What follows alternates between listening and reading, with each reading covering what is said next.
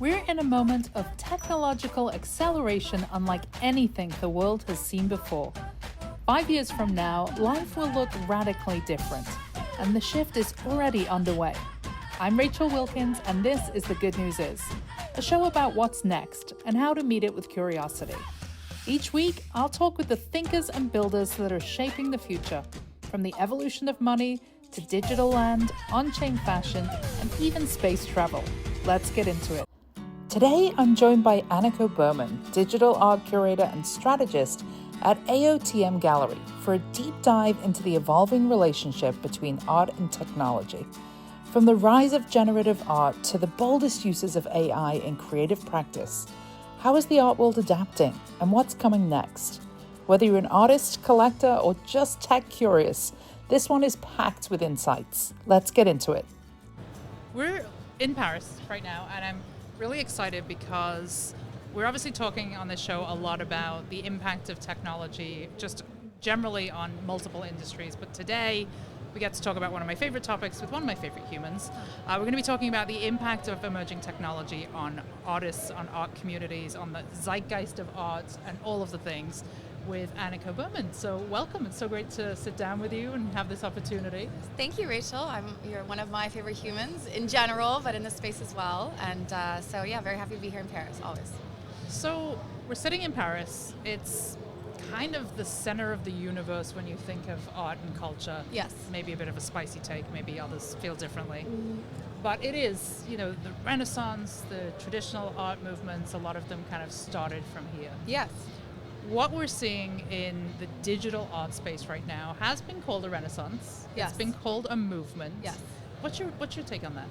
Yeah, so I think Paris has been the center of many things, but I think the most sort of salient one for us is probably in the 19th century, right? Impressionism, kind of modernity, right? This idea of modernity was really born in Paris, like architecturally as well. You have, Les Halles, you have the arcades, you have these spaces where people are kind of spending time together in these big crowds, right? The kind of decentralized idea actually of society.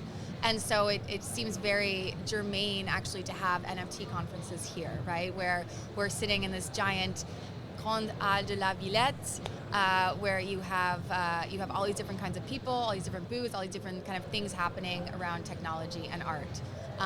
So I think that this moment is a bit of a renaissance, and I think that it is changing not only how the art that's being made visually, but really I think the renaissance is how it's being distributed and how it's being consumed. And I think that's kind of probably what people find difficult to wrap their heads around mostly. Yeah. And I think just kind of to jump in with like some of the things that give people pause, especially creators who are coming into this space.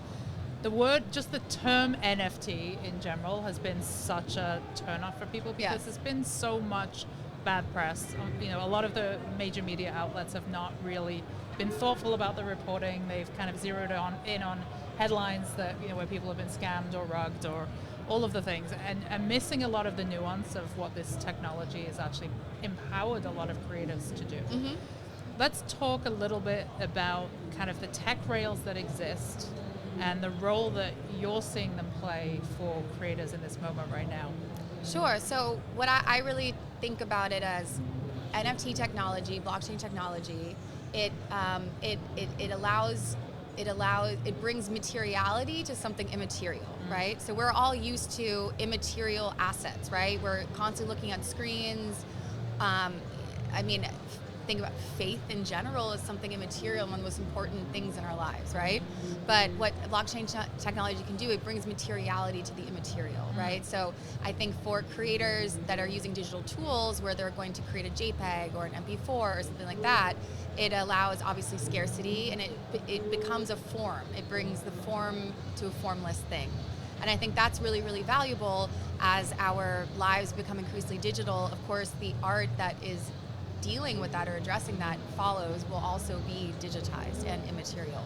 But blockchain technology allows for it to have this form that therefore makes it something precious. I love that take. And I also think with NFTs, one of the things that we've really only seen a few artists, and we can kind of pull out their names, use this smart contract technology in a way that's really creative and almost crafts longer tail experiences for collectors Right. than artists have ever been able to do. Right. Where it can evolve, the Yeah. contract can evolve, the art can evolve. Right. Well, you can be dynamic. Yes. Like that is something that I think a lot of creatives don't really even realize is an option. Right. Let's talk about that. Well, yeah. What I think about it is that with an NFT, actually, the experience for the collector, it doesn't end at the point of sale. It starts at the point of sale, and that's actually that's like a major difference, right? So, sure, on the sort of baseline concept is that you can in the contract there can be royalties to the artist, so that the artist will always be aligned with secondary sales. That's one way, right. But that's like the least interesting way, actually. There's all these other ways where now suddenly the artist and the collector, they have a reason to sort of continue to stay in touch, and the artist can continue to enact change and communication with that collector. I think Sam Spratt's a really great example. Very, of that. very good example of that. Absolutely. Is there anyone else that springs to mind? Put you on the spot now. Put you on the spot, man. I mean, I think of Matt King Gazers. Those continuously are modified based on moon cycles. But just in general, right? It's like if you are a collector and you have a token from an artist, that artist knows who you are. They can find you. They can send things to it. It becomes this opening of a relationship. Yeah. Not a closing. And I think in the traditional art world, if it's just from sale to sale, that's sort of less interesting, right? So then the medium for the artist with blockchain can become a social medium too. Moving from NFTs, let's talk a little bit about generative art, because I think that's been one of the biggest process movements that we've seen in the last kind of 2 to 3 years. I mean, it's been happening since long before then, but we've certainly seen some artists really kind of rise to the top in that particular genre. Mm-hmm. How do you feel about generative art? Is it something that lights you up as a collector, as a curator, or do you think perhaps it still has a way to go?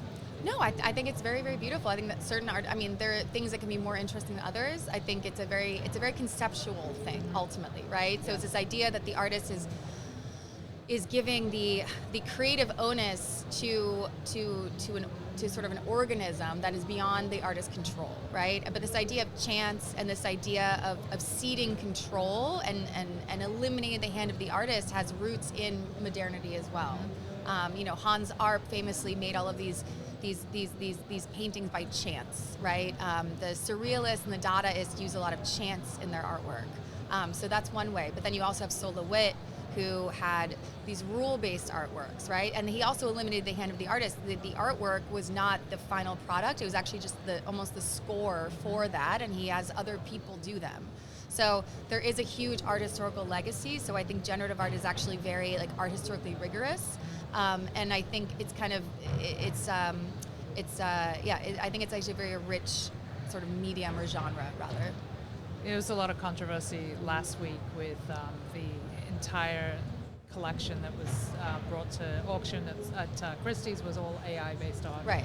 And Claire had made an observation that really struck me, and she said, to think that art is the process is missing the point. Yes. It's about the intent. It is, absolutely. And also this idea of intent or idea as the root of the artwork is not new, and in fact has a very, very strong art historical precedent. I mean, the technical virtuosity hasn't been the point of art since, I would argue, honestly, the 19th century. So I think that people are kind of anachronistically have just a wrong view of what art should be if they don't understand that the idea is really the main focus. So AI, I think, is super interesting, and I also think that yes, AI can be used as a replacement, but the most interesting artists working in AI now don't use it as a replacement. They're using it as a way to continue to investigate what AI is. Yeah. And I also think just in general, it can offer shortcuts for processes that are just make kind of things more efficient, right? And the reality is that that's a good thing. Right. I think there's this cycle when you look at kind of all the movements, there's get comfortable within a moment of what that kind of movement looked like. Something new comes along, outrage, get comfortable in that new thing. And it's just kind of, if you look historically, like the camera, that was complete outrage. The fact that Right. you could buy paints at a store, Right. complete outrage. Right. But it always evolves, and it will continue to Totally. evolve. But also what's interesting about photography, photography, I think the first photography was in the 1830s. There was a whole industry of photography through the 1830s, 40s, 50s. It died out. People didn't adopt it. So a lot of these technologies we have now, I think sometimes we have this fear that because it hasn't been mass adopted yet, that like, is it right? Are we doing it wrong?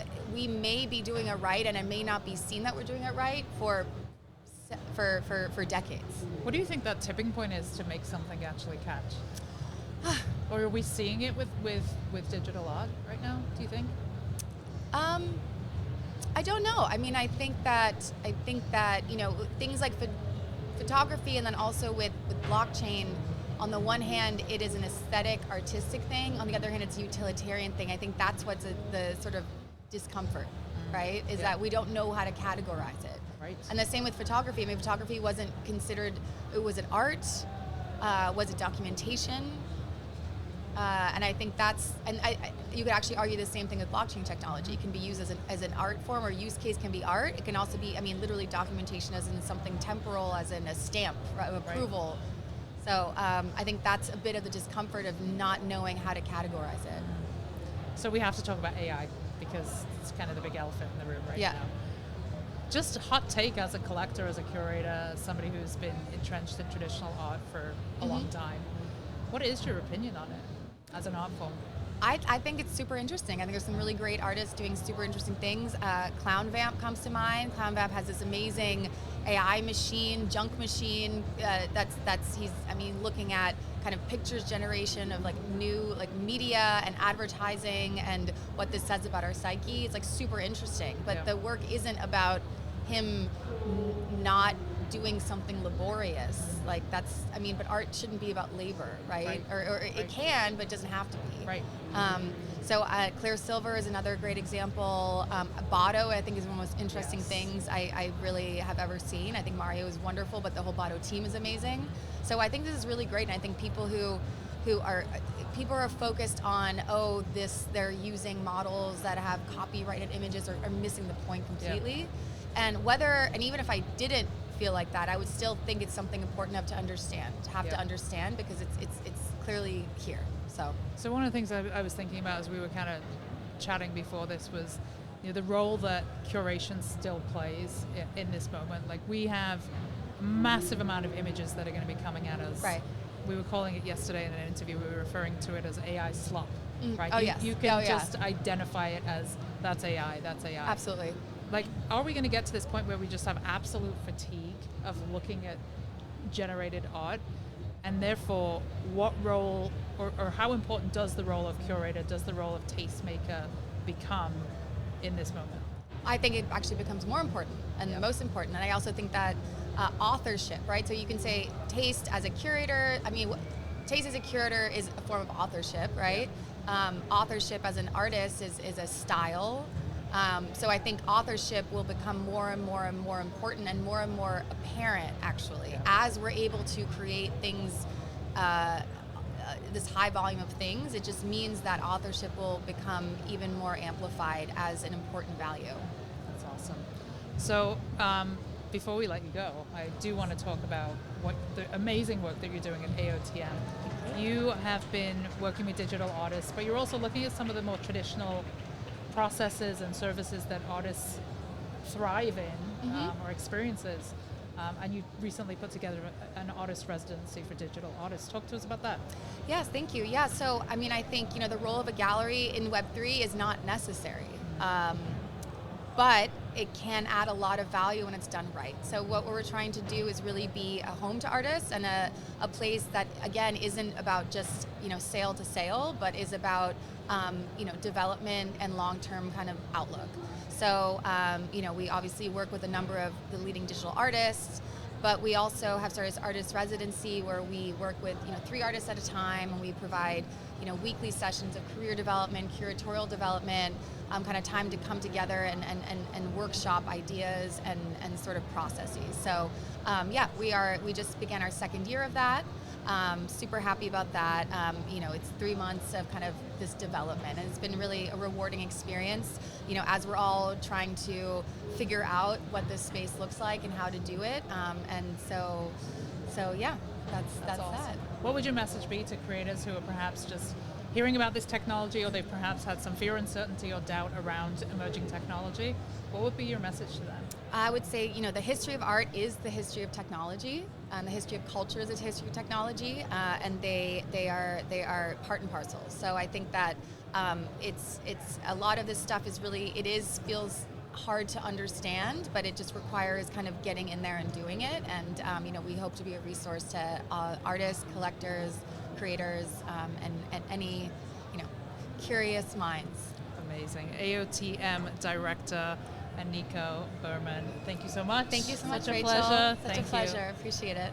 Thanks for tuning in to The Good News Is. If you're excited about what's next, make sure to follow the show and visit goodnewsstudio.io for more stories, guests, and ways to stay connected.